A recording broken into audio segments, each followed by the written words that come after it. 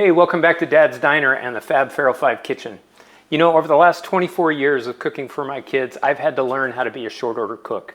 I'm sure you parents can relate. What's the first thing your kids say when you walk in the door after a long day of work? Dad, what's for dinner? And then the look of disappointment on their faces when you say something that isn't fast food. I even went so far at one point to put a diner menu on the table where they could choose from a variety of items just to get them not only to eat, but to bring them to the table and eat with mom and dad. And so tonight's meal or tonight's dish is going to be one of those items that I made many times for my kids, and I'm sure you have too. You know it, you love it, your kids love it, Kraft Macaroni and Cheese box dinner. But I'm going to take this up a notch. Not only am I going to make the Kraft Macaroni and Cheese out of a box dinner, but I'm also going to make a scratch macaroni and cheese on the stovetop using real ingredients, real cheeses, and I think that I can do it in about the same amount of time as I can from the box. Now, it's going to be a little more expensive. You're using real cheese, you're using real pasta as opposed to box pasta, but at least you'll be in control of the ingredients that are going into the dish and that your kids are eating. I have no idea what's in the sauce packet that's inside of this box. I'm going to use a third method as well. I'm going to take the stovetop scratch macaroni and cheese, and I'm going to make a baked macaroni and cheese. So I'll have three options: boxed macaroni and cheese, stovetop macaroni and cheese, and a baked version with a breadcrumb topping on top of it. And I'll show those at the end of this video. So stay with me. This is going to be fun.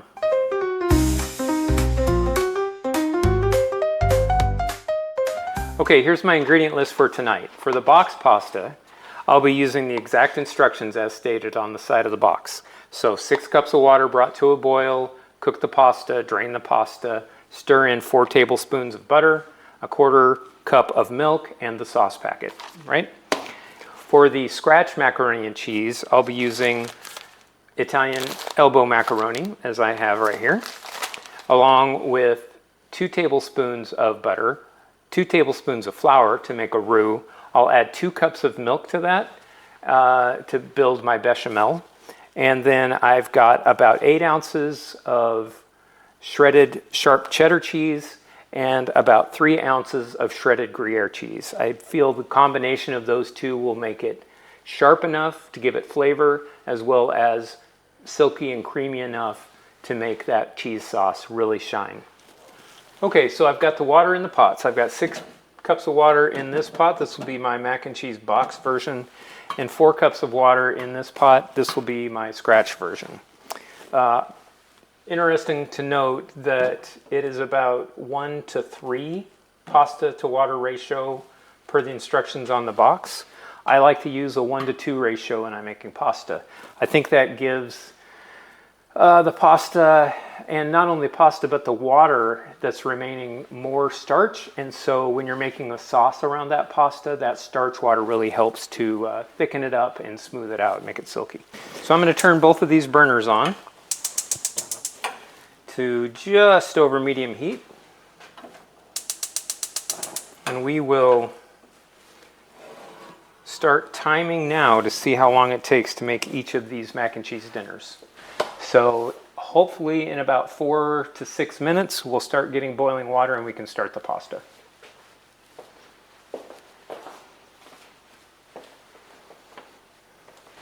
One thing I almost forgot to add, and this is very important, you need to salt your water when you're making pasta.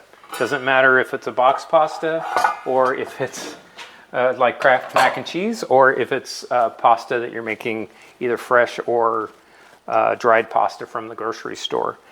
I'm going to give this 2 healthy pinches of salt in each. Same amount of salt, even though we've got a little more water in one than the other.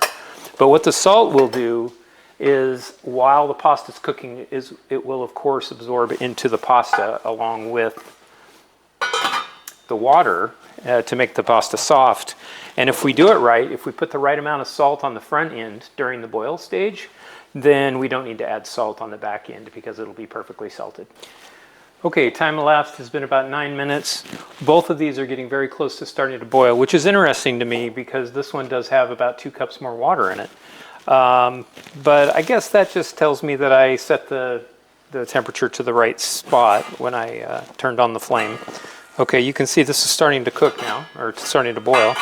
So what I'm going to do, and I wanted to also note that I weighed the box pasta, and I put the same amount of the elbow pasta by weight. So we're apples to apples comparison here. So now that we've got this pan boiling with 4 cups of water, I'm going to go ahead and drop in my pasta. I'll watch that to make sure it doesn't boil over.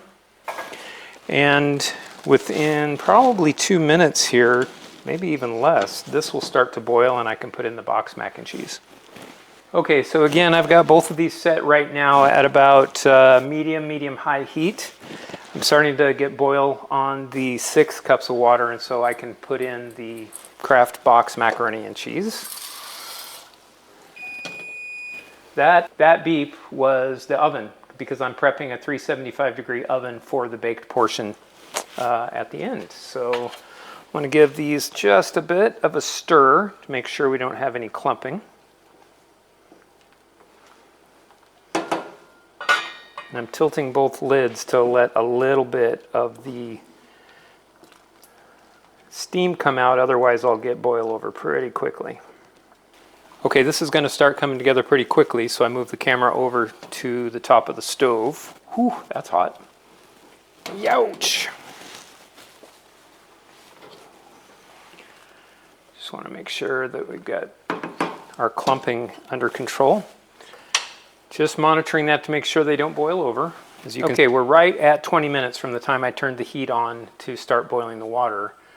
My elbow macaroni is right at the al dente stage that I want it. And so I'm going to go ahead and dump this into a colander, separate the liquid from the pasta. I'm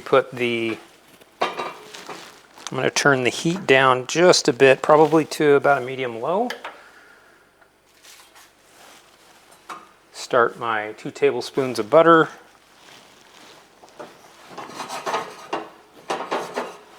And my 2 tablespoons of flour. Now I started the box macaroni and cheese a couple minutes after the elbow macaroni, so I would expect it will be pretty close to follow here. It's not quite done. I like to see it really translucent on the pasta. So we'll get this roux started here with the butter and flour. I want to allow the butter to melt all the way and create a flour paste, and I want to cook the flour, the raw flour flavor out of the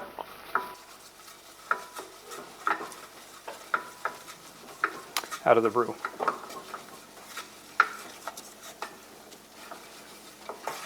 Don't want this to get too far past blonde, if at all. Just wanted to make sure that it's incorporated. And now I can go ahead and add slowly my milk. I'm using whole milk. Again, this is 2 cups of milk.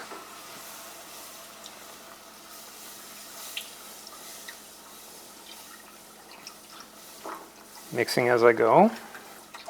And this is going to create the bechamel sauce for the cheese. I'm actually going to use a whisk on this just to make sure I don't have any lumps.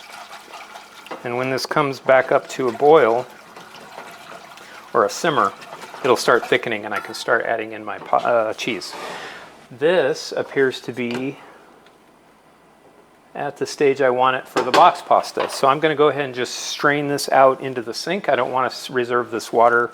As we all know how to make box mac and cheese, this will be just pasta, and then we'll throw in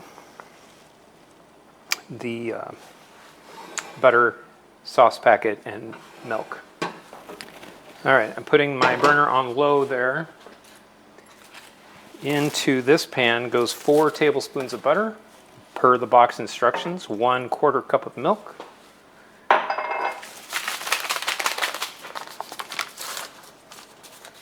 and the sauce packet, full of who knows what ingredients, right? All right, we'll start stirring this And I want to make sure that I'm not overcooking my bechamel sauce here. Let's give it a little more heat. I'll be able to start adding my cheese shortly. All right, so how many times have we all seen this? Incorporate all those ingredients, make sure the butter melts down, get the cheese powder. And I sound like I'm giving it a hard time. I've eaten a fair share of Kraft macaroni and cheese in my day. It's delicious. You know, it is what it is.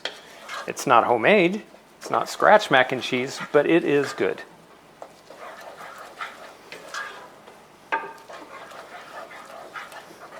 So start to finish, this is a 25-minute meal.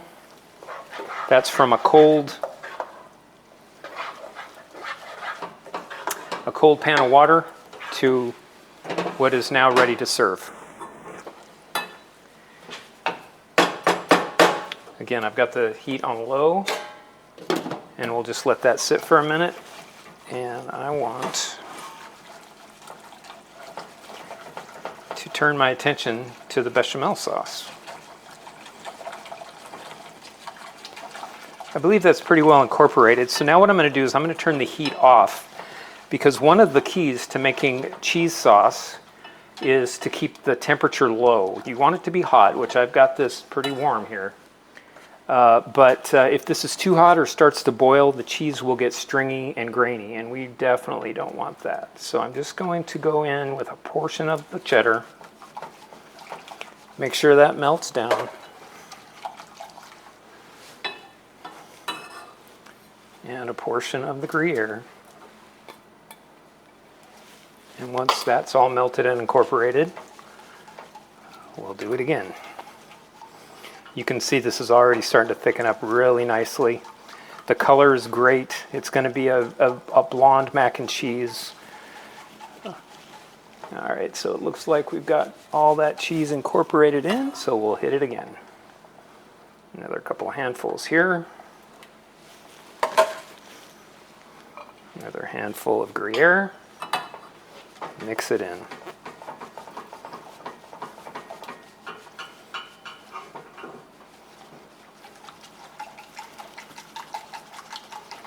The residual heat in the bechamel is plenty to melt this cheese. This is a soft cheese.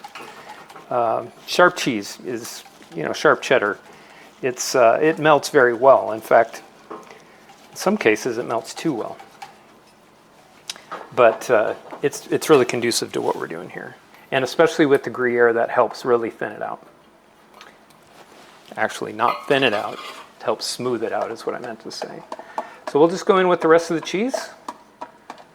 And once this is melted down, oh, that cheese sauce looks delicious. This is cheese. This is mac and cheese sauce, not that packet stuff. Again, I've had my fair share of mac and cheese out of a box, but boy, there's nothing like homemade.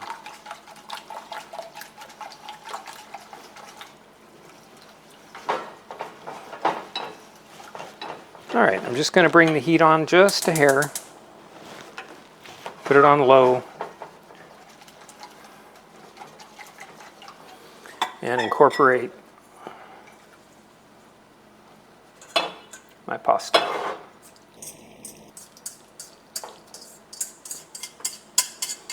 Now, as I mentioned before, you can probably see this over here. I've got some reserved pasta water, very starchy, salty. If this gets a little too thick,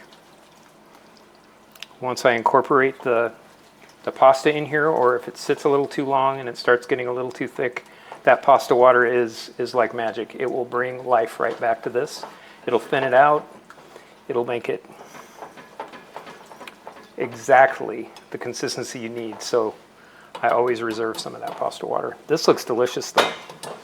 So now we've got two dishes. We've got our mac and cheese out of a box.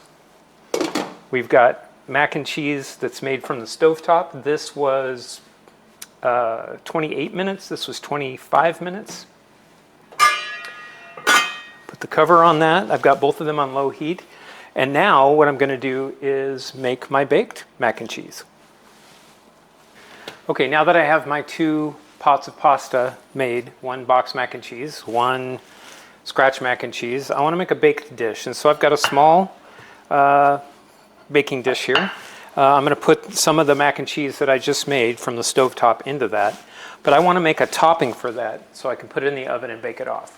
So what I'm going to use is some panko breadcrumbs. Just enough to coat the top. I'd say that's probably, maybe not even half a cup, but somewhere in that range. Just want to give it a little crunch on top, not too much. I also want to go in with about 2 teaspoons of olive oil, and then grate some Pecorino Romano. What I have open, you can use Parmesan Reggiano, any kind of hard cheese, any kind of hard Italian cheese. But let's jam for a minute.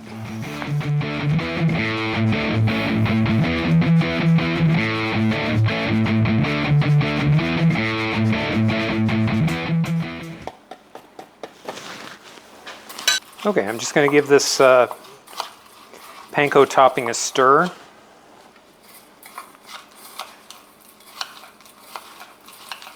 Get the oil and the cheese incorporated into the panko. It doesn't take a lot.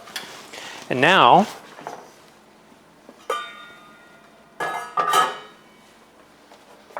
I'm going to move some of this pasta into this dish.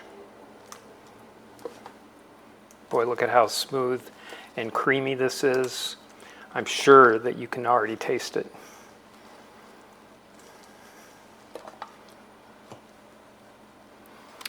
A little bit sloppy. That's my life. Okay. Top this with the breading, or the breadcrumbs. Don't have to be exact. Just want to make sure you've got some decent coverage. Again, I've got my oven preheating at 375. This will go into the oven for about 10 to 15 minutes. I like to put a little bit of paprika on top of this just to give it some color. And just a hint of flavor. Okay, into the oven for about 10 or 15 minutes, and I'll have all 3 plated when we return. Okay, and there you have it.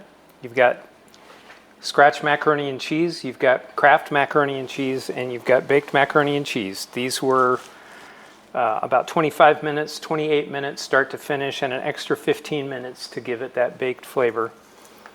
And I'll just plate up some of this right there because, boy, how can you just not want a little bit of that on your plate?